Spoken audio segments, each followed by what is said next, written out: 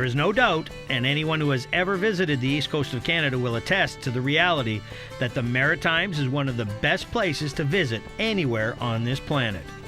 Be it the absolutely incredible mix of scenery or the wonderfully warm and hospitable folks who welcome visitors with open arms, this region of Canada is truly special. The GoRiding crew had the pleasure of visiting Cape Breton and are pleased to report that if you're seeking an ATV riding adventure that also delivers a fantastic vacation as part of the offering, then this island section of Nova Scotia is a must consideration. The clubs here have developed an excellent trail system. The scenery is over the top, and focusing on the off-trail tourism activities, Cape Breton has loads to offer. Playing tourist, GoRiding sampled some of the area's best attractions that go well beyond a great ATV ride. The experience that many ATVers have is they get to see parts of the wonderful Cape Breton Island that none of the rest of us get to do if we don't get on board that vehicle. So even the experience of going through Cape Breton Highlands and down into the Margaree area and then into Mabu, so much of that's just going to be trails that are going to be magnificent within it.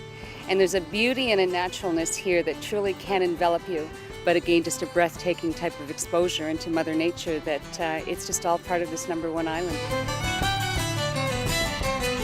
Cape Breton was just given the designation as the most beautiful island to visit in North America and the #3 in the world, and that came from Travel Leisure magazine. And it's because of the beauty of the land, the natural rawness, the amazing people and culture that goes with that, and one of the leading elements that we have here is certainly our outdoor quality experience.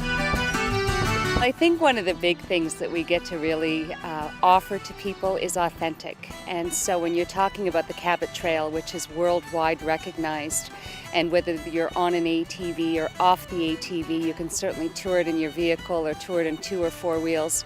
But there's also 26 hiking trails just in the national park itself. From a historical perspective, the largest reconstruction in North America, the Fortress of Louisbourg, something that every person in Canada should really feel very compelled to come and see and visit, because she's such an amazing framework, and in Bedeck, this wonderful little community that's right in the middle of the Bredor Lakes, a recent designation from a biosphere with UNESCO, and certainly where Alexander Graham Bell chose to make his home as well.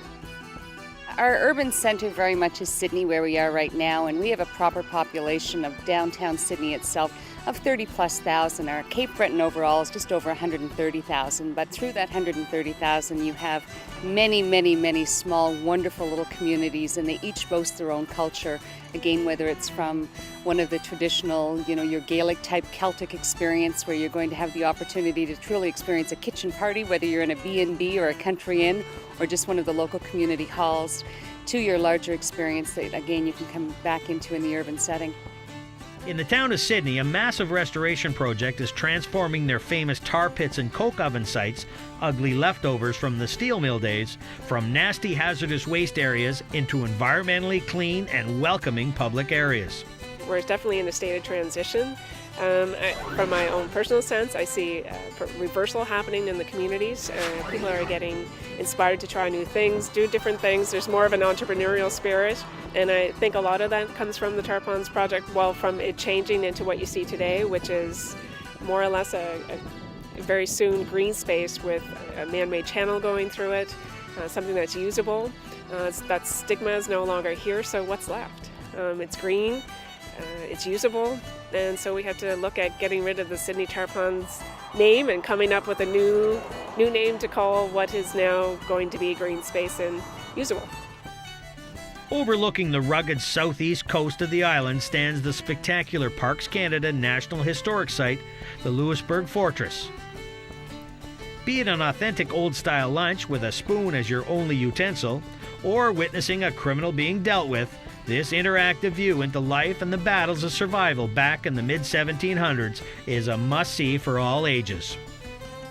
Hulk, how are you doing today? I'm okay, how about you? Yes, good. So you're coming in to visit La Forteresse de Louisbourg. Okay. So what is your business here, sir? Well, I have relatives inside. You have relatives inside here. This is Parks Canada runs actually the National Historic Site here in Louisbourg, and what we're trying to do, we're trying to engage visitors, bring them back in time to the 1700s try to give them an idea of what the people went through and what it was like to live in that time period.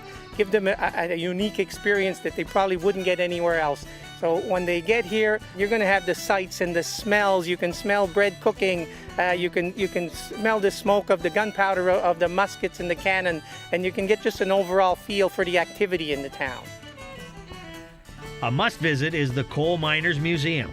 This adventure into the underground with an actual former coal miner is an unbelievable eye-opening look into what life was like for the courageous coal miners who risked their lives on a daily basis blasting coal from under the ocean off the coast of the island.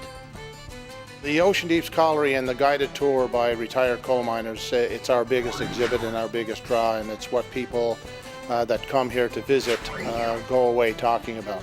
You go down underground in a 5-foot seam of coal, designed in the room and pillar system of coal mining, which was prevalent in the 1920s and 1930s. And all of our guides are retired coal miners, and they not only explain what the mining techniques were, but they also throw in their personal experiences. So you could come back here 5 times and go down with each one of our guides and get a totally different experience. This is called a radial machine.